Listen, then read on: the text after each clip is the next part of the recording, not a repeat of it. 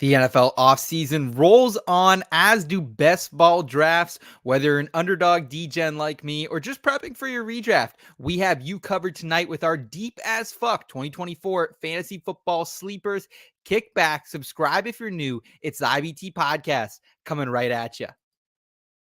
Cause I've been in tune, out of touch, coming off the bench, trying to shake the funk, check a stat line, see who's up, that over under hit too clutch. And I'm trying to avoid getting carried away with the jet sweet, sleeping on a trick play, predicting all of my moves like they seen every play. And so I'm running it back, head down, get out of my way. And it's for the law with only one thing to do. I guess I'll say a prayer and put it all on the line for you. What they don't know, something they haven't seen. I find a gap on the screen and hit them right in between. Yeah, I got it, and I got it. Just one thing to say, yeah, what they don't know, something they haven't seen. I'm off that mean Joe Green, it got me fading between. Yeah, I got it, and I got it. The In Between Fantasy Football Podcast.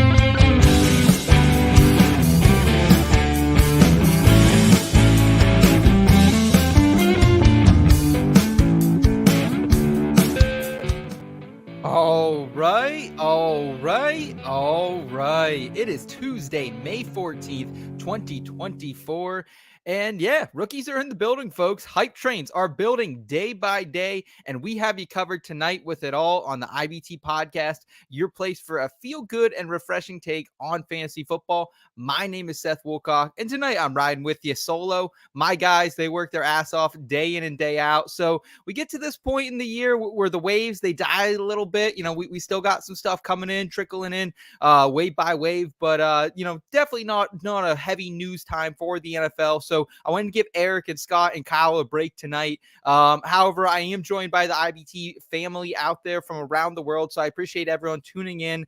It's a really cool time for us here at In Between Media. If you guys are new, thanks for pulling up a chair tonight. We are very close to 1,000 subscribers here on the channel between our NASCAR, our NFL, and our PGA audience. So we can't appreciate you guys enough for always supporting us, whether that's just popping in and giving this video a thumbs up, subscribing to the channel, or just, chatting with us along in the live chat. We greatly appreciate it. Looks like we have some chats coming in already. Albert hanging out with us. What's up, Albert? Good to see you. Every time I see Albert's chat coming in, I say, okay, it's time to roll. Albert's ready with us. Good evening to you, Albert. We appreciate it. And guys, we do have some giveaways going on right now at In Between Media as well that you can get involved with if you would like. The first one, Frank Gore jersey. This is to anyone who is subscribed to the channel. So all I need you to do to enter is just type in subbed in the chat. If you're listening back to this in the pre-recorded version, type subbed in the comments here on YouTube. I can't pull up a YouTube subscriber list. I wish I could. So to get everyone involved in this Frank Gore 49ers autograph jersey giveaway, just type sub in the comments right now. We have like 5 people entered in this, so your chances are fucking pretty good of winning. As soon as we get to 1,000 subscribers, we're going to do that giveaway and then ship that out the door. So good odds. Just type subbed in the comments right now and let us know that you're subscribed. And then we can get you involved with that. And looks like we got off the Schneid hanging out with us tonight. He's saying he's sub. What's up, man? Thanks so much for joining us. We appreciate it, dude. Also, we're doing a Taysom Hill autograph jersey. If you guys like the do it everything man for the Saints, we're giving an autograph jersey out for him as well. For our draft night out tickets, the first 100 tickets sold will be going into that giveaway. We have 40 tickets left to enter that. If you guys are new to draft night out, if you're curious what that is, it's our fantasy football live draft experience. Big party we have each and every single year. We have it as part of the Fantasy Football Expo out there in Canton, Ohio at the Pro Football Hall of Fame Stadium. We rent out a bar. It's a 2-story bar. The food is awesome there. The drinks are awesome. So if you want to hang out with me, the whole IBT family, drinking a little tequila, drinking a little vodka, maybe a couple beers, if we're we're going to play it cold that day. Not sure. We'll see what the vibes are feeling. But if you want to come out and hang out with us, draft some fantasy football teams with a bunch of other great community members, analysts, fans from this great fantasy football community, make sure you do that. You can head over to the website inbetweenmedia.com to get your tickets. I actually have a link in the description of this video as well. And yeah, like I said, first 100 people that buy a draft night out ticket, you guys are going to get entered into that Taysom Hill giveaway. A couple of leagues already sold out. Joe Thomas was our charity league. That all goes to Toys for Tots and everything that Toilets for Titles is doing over there with them. We appreciate their partnership there. So really cool to see we at least sold out one league, and it's the charity one already. That's great. I'm not surprised with how charitable this community is. And we also have the Marvin Harrison division, the Randy Moss, and the Barry Sanders division filling up pretty quickly. We have about 12 or 13 other divisions that I haven't mentioned, but those are the ones that tickets are going fast. Tonight on the show, I'm going to try to keep it a little bit tight. I always say that. I'm already 6 minutes into the intro. My younger brother's in town. He just got back from being out on duty for the Marine Corps, so I'm excited to spend some time with him tonight. I'm going to be going over my 4 favorite deepest fuck fantasy football sleepers, one for each position here in 2024. I'm going to do that tonight. I'm also going to leave you with a little bit of a weekly challenge that I do each and every week in weekly advice. And again, these are like my last round guys, and why I think these players in these conversations are important to have even here in May, where we're a couple months away from redrafts, is one, we got best balls ripping still. We can't forget about that. We're firing our bullets in best ball, but also redraft. Like, these late rounds make or break you, man. My older brother, actually, different brother than the ones here tonight, he crushed this last year. He had in the same draft as me, my big money keg league, home league every year. Last year, he got Kyron Williams, Zach Moss, and Rashee Rice. Luckily, he dropped Rice, and I was able to scoop him up off the waivers after week 1. But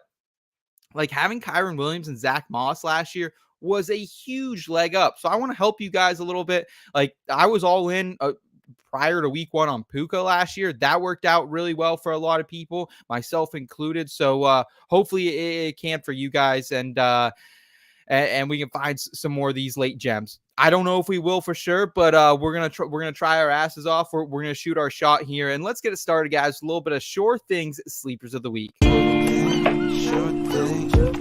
It's the Sure Thing Sleepers of the Week.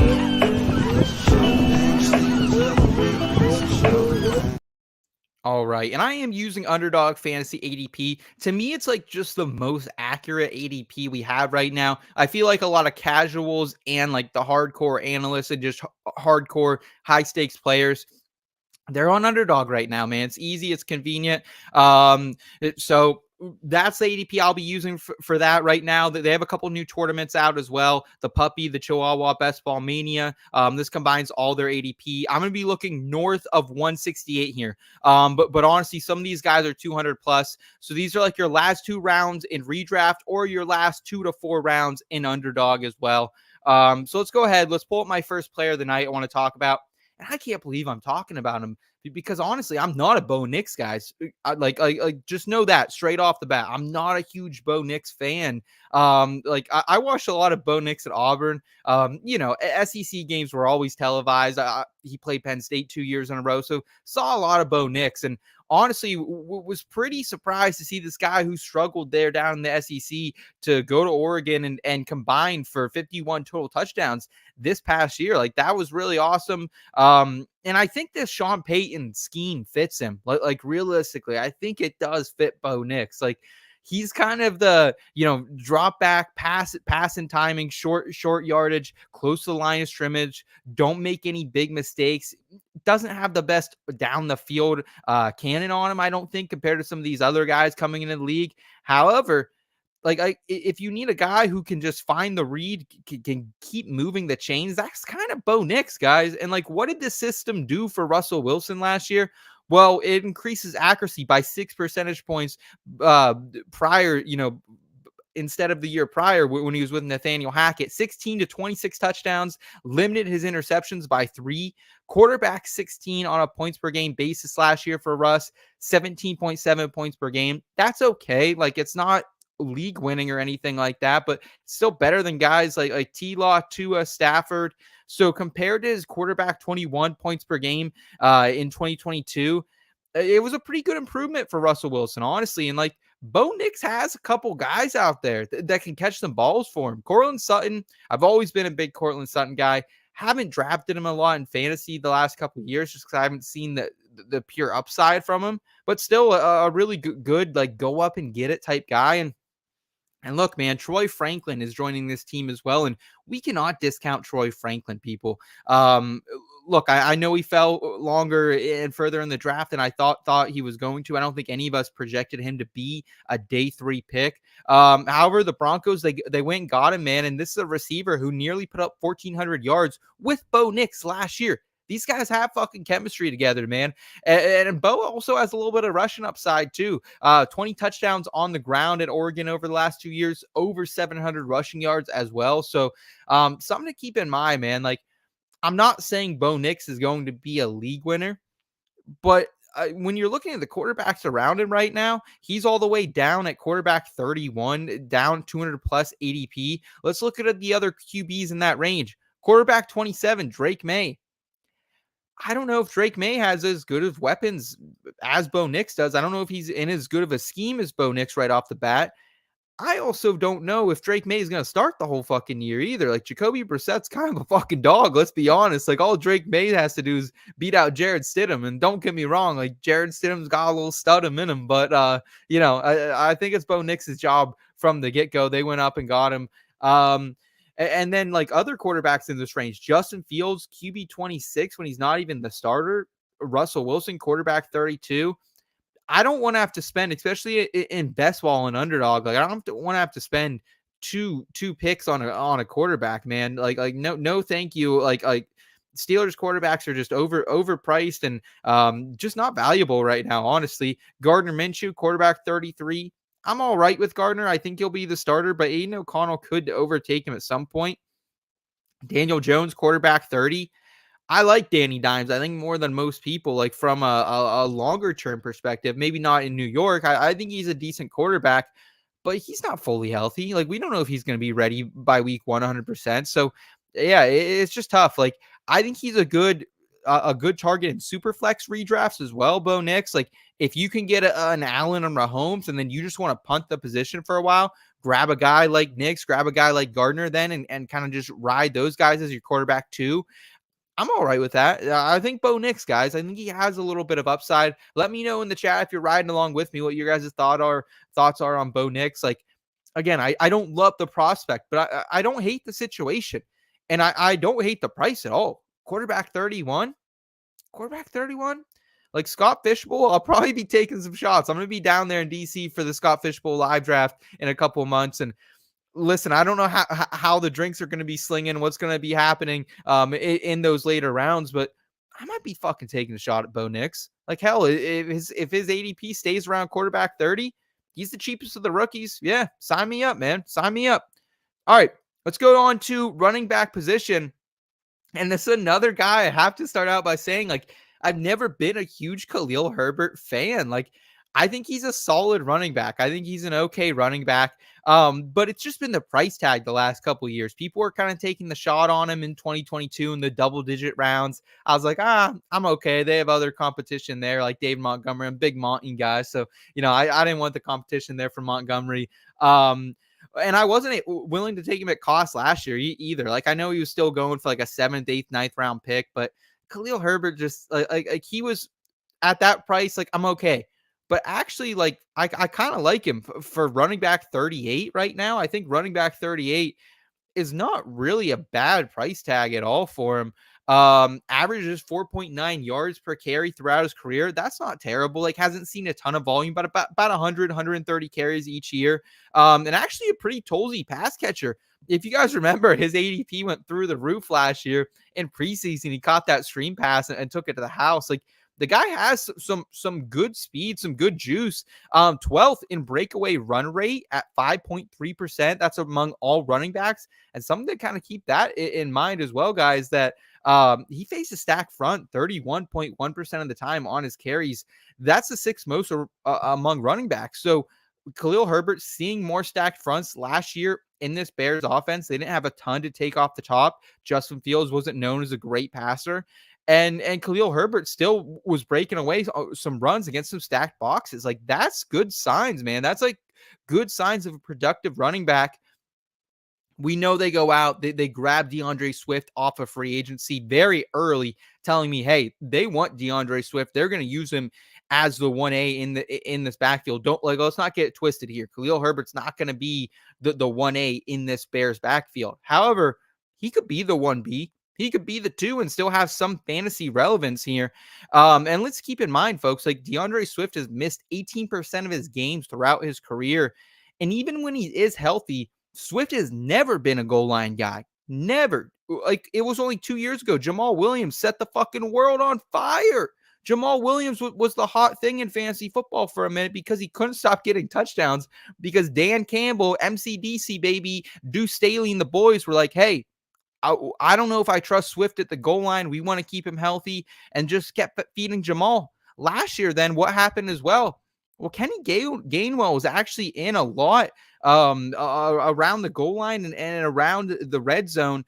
Swift had 35 red zone touches. Kenny Gainwell last year in Philadelphia had 23. Like, that's not a huge fucking difference, honestly. That's not a huge difference.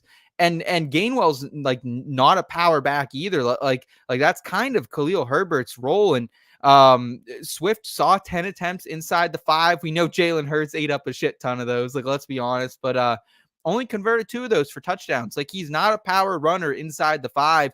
Khalil Herbert didn't get many chances to run inside the 5, didn't get many touchdown equity opportunities because early in the season, the Bears offense was fucking trash. Luke Getsy didn't know what the fuck he was doing. And then as we kind of progressed throughout the offseason or throughout the season, Herbert gets hurt. Foreman comes in and lights it up, and just Herbert never really took him for that goal line role. But like Roschon Johnson, I know he's in the conversation, actually going ahead of Khalil Herbert here in underdog ADP just by a little bit. And like, can we be honest about Roschon Johnson? If they liked Roschon Johnson, the Bears liked Roschon, they don't bring in Swift because they do similar things. They're both pass catching running backs, good pass blockers, shifty guys. I like, honestly, I saw more out of Khalil Herbert in his first season, in any of his seasons, than I did Roschon as a rookie. And I liked Roschon, man. Like, kind of a fun story coming out of fucking Texas, right? Like, converted quarterback, kind of a taller running back, like didn't fit the true running back mold. So I think we were all excited about Roschon. But let's be honest, man. Like, I think Khalil Herbert's a better player. I think we can all say that. And like, also, like, this Bears offense, like, I'm excited about it, man. I'm trying to get some shares of it in best ball right now. I'll hopefully have some shares in redraft as we progress throughout the summer as well.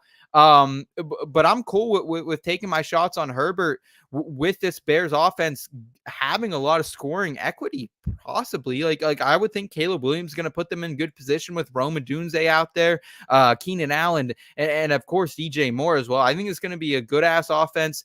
I don't love necessarily Shane Waldron. Like, that's not my guy. That's not like the dude I would have picked if I had to handpick an offensive coordinator. But what does Shane Waldron like to do? Run his fucking running backs in the ground. Like, we've seen it for years up there in Seattle. So, Khalil Herbert, is he going to light the world on fire? No. But is he going to be better than running back 58? I think so.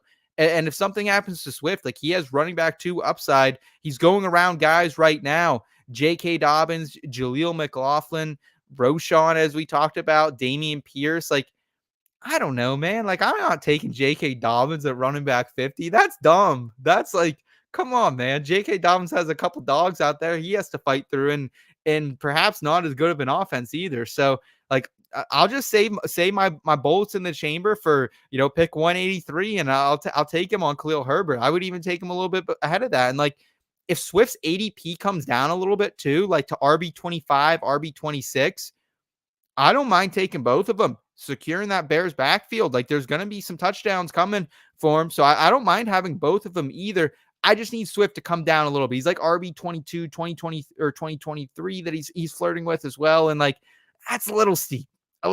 So, I'm rolling back a little bit on Swift for now. If he can if like Jonathan Brooks eventually hops him, if Najee hops him, Warren, then I can look at Swift as well. Looks like we have some chats to catch up on. We got Mr. Scampers rocking with us. Is it bowling night right now, Mr. Scampers? You out there bowling, dude? I know he's a big bowler on Tuesday nights, but I appreciate you hanging out with us, and I know you're subscribed, so we'll definitely add you to that Frank Gore jersey giveaway, Scampers. We appreciate you, man. We also have some chats here from our guy off the Schneid. Great name, by the way. I was just Googling the word Schneid a couple weeks ago because someone wrote it in an article, and I was like, Schneid, E-I-I-E, and yeah, it's E-I, man. So, no, I like the word Schneid. I like the name. If I'm a Patriots fan, I'm 100% wanting to punt the entire season and just play Jacoby for 16 weeks.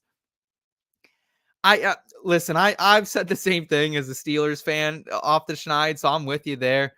All I'll say is, like, do you really? Like, you need to see what you have in Drake May. Like, ride Jacoby out for a couple weeks if you need to, and like take some L's, start stacking those L's, and maybe do some fucky things to catch an L here or there and get a higher pick next year. But you got to see what you have in the kid, man. You want to see Drake May. Come on. You can't say you don't off the Schneid.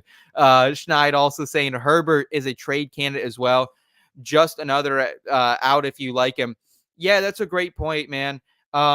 We have been hearing reports, and like really there's not like there's one place we'd like to see him go. Dallas. Like if Khalil Herbert goes to Dallas, like holy fuck. Like I'm gonna be dancing around the room because I have a little bit of exposure right now, and like I think he would be the running back one there. I mean, Zeke's gonna get his love, and Zeke's gonna get his touches, and we'll probably see Rico mixed in a little bit as well. But yeah, like I think Herbert could be the running back one there. If he goes somewhere else, like I don't know if I would be as hyped about him. But even if he does, like, yeah, like it's another potential out, and it shows that a team would be interested enough in trading for his services. So good shout out there off the Schneid. We appreciate you, man. Off the Schneid coming with some heat tonight. Let's get to my favorite wide receiver sleeper of 2024. And this is like right on the line. I said I wanted to go 168 plus. Malachi Corley is at 169. It's hard to find good wide receiver sleepers. Like Malachi's already down here at wide receiver 75. It's hard once you get down to these numbers, but don't get this twisted. I've talked about two guys that I really haven't loved throughout their career as prospects. I've always loved Malachi Corley, man. Like this has been my guy from the very beginning of scouting this 2024 class. The Yak King, the master of disaster, Debo 2.0, whatever you want to fucking call him. I like this guy a lot. If you want a fun afternoon, go put on some Malachi Corley tape and watch this guy work, man. Very, very savvy technician, great after the catch wide receiver, and honestly tougher than he gets credit for as well. Can bulldoze some people over there, has a great slash. Malachi Corley, I think, is going to be an instant impact type of player. The Jets legit had a note under his photo that said no matter what. And I think once they saw Roma Dunze go off the board at 9 to the Bears, they're like, all right, well, we're not taking a wide receiver until, third round. We can trade up and get Corley. And that's exactly what they did. And it's not that long ago, folks, either. Like, we have to keep in mind, Aaron Rodgers has supported more than one fantasy relevant wide receiver back in his heyday, man. I mean, he was slinging it out. Randall Cobb was having 9 touchdowns a year. Jordy Nelson was setting the world on fire. Donald Driver was still a thing. And then as Jordy Nelson kind of developed into that 1A, we saw Devontae Adams as a youngster come on, and Adams pretty early on, like didn't have a great rookie year from a fantasy perspective, but year 2, year 3, pretty early on, we knew Adams was going to be a guy, and Rodgers was going to get the most out of him. I think kind of what happens here in New York with our frisky Jets is Corley's going to start in the slot. I think he'll eventually take over for Allen Lazard, playing that flanker role in their 2 wide receiver sets. Right away, though, like I think he'll get on the field in those 11 personnel sets, and then as we get into more 12 personnel down the season, I think he'll replace Allen Lazard there. But I mean, everyone was jazzed up a couple years ago to draft Elijah Moore opposite of Garrett Wilson. Like, why not Corley? Corley is a better wide receiver prospect than Elijah Moore ever was. I was never an Elijah Moore fan, and I think they have a guy they love in the building. This guy's a mean son of a bitch, and I'm just excited to see him work. And like, why would you not want a potential wide receiver two of Aaron Rodgers? I mean, I was taking my shot last year at Allen Lazard everywhere because if you remember a couple of years ago, Allen Lazard had like 8 touchdowns in this Nathaniel Hackett offense with Aaron Rodgers. I thought Allen Lazard last year could be that guy as well. Obviously, Rodgers gets hurt. All those shares of Lazard kind of go up in smoke. But yeah, man, I think Malachi Corley is just more talented than Lazard. He'll beat him out eventually for those 2 wide receiver sets. And even in the meantime, like starting in the slot is still going to be a valuable role for this Jets offense. Schneid saying, I see Randall Cobb in his second season for Corley this year, 89, 54, and 8 as a sophomore. Great call, but let's keep it quiet for as long as we can, please. I mean, you're dead on. I think you're dead on. Like that. I think is the height. That is the ceiling we could get out of Malachi Corley is like an 80 reception, 900 yard, 6 to 8 touchdown season. But dude, like wide receiver 75. So off the shine, I'm gonna keep it quiet for you. I'm gonna keep it quiet for the IBT family. But at the same time, like wide receiver 75, like even if his ADP rises and he's wide receiver 60, 65, like yeah, fuck yeah, I'll take the shot there, man. I'll definitely take the shot. So Malachi Corley, I have a shit ton of him in best ball. I'm like over 50% exposure to him right now. I'm gonna continue to have exposure to him as my redrafts come as well. And like in your redrafts, there's a chance you can get him for your 15th, 16th round pick. Yeah, sign me the fuck up. I'm there. I'm there on Corley, man. All right, I'm gonna round it out here with with one of my favorite tight ends for this season, and it's none other than Dawson Knox. Oh man, I have his name spelled wrong too. That's just ignorant for Dawson Knox, Bills Mafia tight end.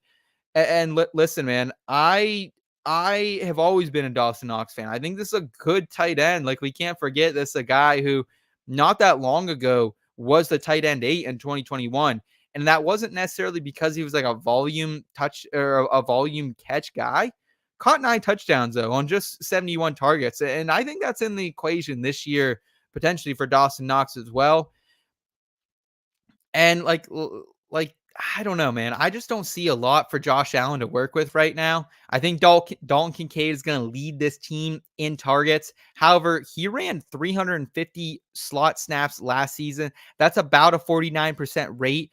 That's number 2 among tight ends. I couldn't find who was number 1. I imagine it was potentially Kelsey, maybe Kyle Pitts as well. But with that, like we're gonna see Dalton Kincaid work a lot out of the slot. That's gonna put Keon Coleman, the rookie wide receiver, to play X. Probably leaves Khalil Shakir playing the flanker more times than not. And that'll leave Dawson Knox at that traditional inline tight end. There will be some times we're going to see some Curtis Samuel or Shakir work in the slot. Knox will be bumped out of the formation for Dalton Kincaid at the traditional tight end role. But Joe Brady likes to run a lot of 12-man personnel. Once he took over for Ken Dorsey, he was running a ton of heavy formation and also some of those like pretty rad, fun, like empty sets where you see James Cook split out. You'd see no running back on the field, and you would just see Dawson Knox, you would see Dalton Kincaid both out there running out of the empty set. So I like Joe Brady. I've always had a soft spot for this guy all the way, going back to his LSU days with Joe and the boys. But what running 12 personnel does is it negates the advantage of the 8-man front. So this is going to force linebackers to mismatch, cover Kincaid out of the slot. That's going to leave a DB on Knox sometimes. And that's when Dawson Knox, a bigger player, can go up, make a play, especially in the red zone. To me, this kind of reminds me of a situation. If you remember when Dallas Goedert came into the league a couple of years ago and Zach Ertz was still an absolute fucking monster for fantasy. In 2019, this is Goddard's second year in the league. Ertz was tight end 4. Goedert was tight end 10. Both relevant, both very relevant, especially in best ball. I remember Goddard had some big games, and what can Knox do? He can have some big games as well, as we talked about. Like Knox had upside before Kincaid was ever in this offense. Tight end 8 in 2021, all pretty much coming from touchdowns. He could see that again right now. And like if you're drafting Josh Allen, especially in best ball drafts, guys, like why not take the last round shot on Dawson Knox, especially if you have Dalton Kincaid? I've stacked them both and got Knox as my tight end 2 or my tight end 3 at times, and I absolutely love it. And I think even in redraft, like, I don't mind taking the final round shot on Dawson Knox, see what happens in week 1 or 2, see what the usage is. Like, he only ran 69% or so of snaps last year. Like, we need that to come up a little bit. He was injured for a lot of the year, though, so that could have factored in. Never really was at 100% after coming back, but he's going at tight end 30 right now, guys. Like end of draft, that's in the range of Darren Waller. We don't even know if fucking Darren Waller's going to play football ever again, and if he does, the guy's had hamstring injuries for 4 seasons straight, man. I've been the one guy telling us pump the brakes on Darren Waller. Like last year, I know there was a lot of buzz, a lot of juice going around that Darren Waller was on the Giants, and I was like, guys, this is a red flag. I know Darren Waller last year. I was really happy about it. And then Michael Mayer's in this range. What's Michael Mayer going to fucking do? He didn't do a ton last year, and he was a tight end 1 in this offense. Kyle Pitts is coming to, Brock Bowers coming to town. While I could see like a similar situation in Las Vegas where we see some Michael Mayer playing the inline and we see Brock Bowers going more to that slot, it's a low-powered offense. You don't want Michael Mayers on your team. And then Jatavion Sanders is kind of like another guy going in this range. I don't mind Jatavion Sanders. Don't get me wrong. I'll shoot my shot in a dynasty rookie draft, 4th, 5th round on Sanders. But to expect a rookie tight end in the Panthers offense, like Dave Canales is a dog. We know that he's going to bring some juice to this Panthers offense. But still, to trust a rookie tight end on the Panthers, it's hard enough to trust any of these receivers on the Panthers. So yeah, that's kind of where I am on those guys. So I don't mind the shot on Knox. Like, I don't think he's to be a league winner, but could he be tight end 16 to tight end 10? Yeah, I think that's definitely in Dawson Knox's range. We got Scampers in the chat saying Knox is the reason I'm not crazy for a monumental leap for Kincaid like most people are expecting. Scampers, I'm honestly kind of on both. Like honestly, like I think we can have. I don't think it has to be an either or thing. I think we can see Dawson Knox still be somewhat fantasy relevant for like a high tight end 2, mid tight end 2, maybe a low tight end 1 guy. But I think Kincaid, like, I think he's going to be the Kelsey of this offense. I think he's the best pass catcher by far. So I like both. I don't mind taking both. I have a couple best ball teams already, Scampers. I've taken the shot on both, but I totally get the point. Because Knox is a crafty player, and could he hold Kincaid back? Sure. I just think they're both different players for this offense. They do different things. So I think they can both be very, very fantasy relevant in their own ways. And so I'm excited for it, man. I'm excited for it because I'm just not a huge Keon Coleman guy. Like, don't get me wrong. I have my Coleman shares as well now that he's on the Bills. Like, you have to get the stack occasionally in best ball, but like, I think Coleman's kind of a raw prospect. I don't expect him to jump off the page right away. I like Shakir a lot. Like, I'm taking my shot on Shakir. I almost include him in this episode, but his ADP is a little bit too high to include. But I just think Kincaid's the guy, and I think Knox, though, could be that guy who's 3rd or 4th in targets on this Bills offense, which isn't a bad spot to be in, man. The Bills are still going to be high powered one way or another. It might just look differently than the past. That's all.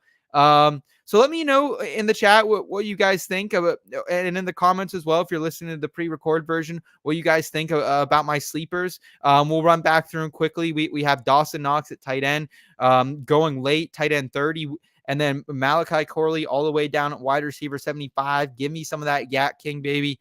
Khalil Herbert, RB 58. Yeah, I like Khalil Herbert a little bit this year. I think he's a decent little stash. And then Bo Nix, like, hey, man, give me a guy who's going to be the starter in a system that fits him this year. And I'm pleased about it. I'm very, very pleased about it. I'm going to go and round out the show, though. I like to give a weekly challenge out to listeners, something a little more lifestyle related. So I'm going to go ahead and do that here as we round out the show and some weekly advice.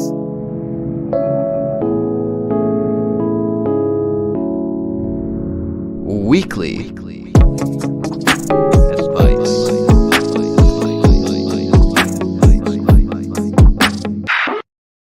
All right, so this is my rant of the night. This is my advice, my challenge to you listeners. Pick up the damn phone this week. Give someone a call, whether that's a family member, whether that's a friend. I think calling has become the new writing letters, and that it's just going out of style and it's going out of date. And I don't think it should be. I think it's cool if you call someone. I think it's meaningful if you connect with someone over the phone, man. Like I remember growing up and writing letters was that. And now like texting has become the new calling, and calling has now become the writing letters. And like I think that's sad, man. Like over the years, like I have a friend, one of my best friends in the entire world. I haven't lived in the same town of him since we were 16, but we call each other a couple times a week or, a couple times a month. And like that calling has kind of always kept our friendship together, man. I think calling is very, very important in our lives, and to hear that voice to voice, that face to face, if you prefer FaceTime. I'm like an old fucking man in a 26-year-old body, I think, because I just prefer the traditional, like, hey, I don't need to see your face. I like voice. But still, I think either way, it's just like such a sign of respect when you call somebody nowadays. Like it says, hey, I was thinking about you. Like I want to chat, I want to bullshit, whatever it is. And also like it's so much easier to get across the message. Like I think tone over texting, DMs, whatever it may be, it can get really misconstrued, man. And I think calling, you can really see the genuinity in someone's voice. You can really hear what they're trying to tell you. So it's just something like I look forward to calling my dad every week or so. Haven't lived around in the area of my dad in a very long time as well. And every couple weeks, if we'll make a call. Usually it's a time when he's grabbing a beer or I'm grabbing a beer, and hey, I'm going to call Pop, see what's going on up there, and get to hear about all the fun things happening back in one of my small little hometowns there. So just pick up the damn phone, people. That's my challenge for you this week. Hopefully you did on Mother's Day. Hopefully you called your mom, but whether that's friends, whether that's colleagues, whatever it is, man, like don't be afraid to pick up the phone. I think it's something important. I love talking on the phone with my siblings. I love talking on the phone with my friends. It's how we stay in touch. And like if I'm doing the dishes or like some like very minute task, like I'm gonna call someone. I just am. I like to stay in touch with my friends, and I'm not a huge texter, so it's very important for me. Mr. Scamper saying, "Love that, Seth." I appreciate it, man. Like I know it's not like the trendy thing to say, but hey, dude, like pick up the damn phone. Do what you can, and reach out to people, man. We got off to Schneid saying, just spoke to my guy an hour ago. I am that old though. Hey, that's all right, Schneid. We appreciate you, man. I'm an old soul, so I can relate, man. And yeah, dude, you got to call your people, man. Like, I don't care if it's like, I'll call my friends and we'll bullshit about fantasy football, or we'll just like bullshit about life. Hey, what's going on? And it's good to have those relationships open, because then when you need something too, like you're not just calling, oh, hey, Seth's calling because he needs something. No, Seth's calling because he's my friend, and oh, maybe he does need something, but I'm gonna be there for him either way. So just my rant of the day. Call some people. Want to thank everyone for hanging out with me tonight. I know I'm solo, no Scott, no Eric, no Kyle, but greatly appreciate all the IBT family riding with us. Albert, off the Schneid, Scampers, who was in the chat tonight. Again, thanks for all the support. When we get to 1,000 subscribers, we're going to continue to do some giveaways. We have some giveaways over on the NASCAR channel, the NASCAR side of this channel as well. We have the Back Road Thursday. We're going to be giving out a Tyler Reddick signed diecast. So if you guys want to involve with that, let us know. Hop over into that chat on Thursday night, 8:30 p.m. Eastern time, and we'll get you involved with that giveaway as well. Tyler Reddick almost had a big one over there, but that's a different show, different program. And then as well, if you want to come hang out with me, my entire staff out in Canton, and about 200 of our closest friends, and have a great time, Draft Night Out tickets are on sale. First 100 tickets, they get entered in our Taysom Hill signed jersey giveaway. Super excited about that. Folks, have a great, blessed rest of your week. So grateful to do this every single week, man. And even when it's just me talking to myself, I never feel like I am talking to myself on the IBT podcast, because I have such a great community around me out there with the IBT family. So thank you guys for everything, and I will see you next week. Have a great week. Stay safe out there. Enjoy it. Touch some grass. Let's touch some grass. Let's call some phones, baby. All right. I will see you next time. Keep it in between. Thanks.